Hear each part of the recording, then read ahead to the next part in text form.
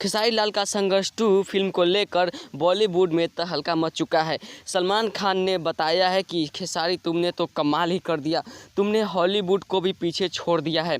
तो हॉलीवुड बॉलीवुड सबको पीछे छोड़ने को है तैयार। संघर्ष 2 हाल ही में रिलीज हुए KGF चैप्टर 2 का यश भी सदमे में है, क्योंकि उसका टक्कर देने के लिए सबसे हेवी कलाकार ट्रेंडिंग स्टार जो कि खेसारी लाल यादव है, उनका संघर्ष 2 KGF को भी टक्कर देने के लिए तैयार है। उस पर बॉलीवुड और हॉलीवुड से लेकर साउथ इंडियन एक्ट्रेस भी अपनी शुभकामनाएं खेसारी लाल को परोस रहे हैं।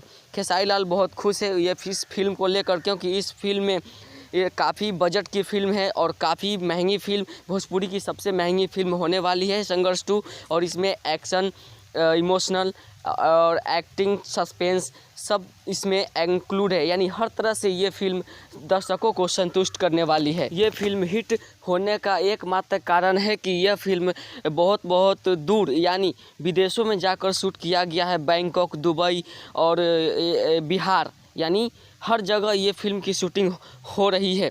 तो ये फिल्म की शूटिंग फरवरी मार्च में ख़त्म हो जाएगी। मार्च लास्ट तक ये फिल्म आने की संभावना है संघर्ष 2 खेसारी लाल की।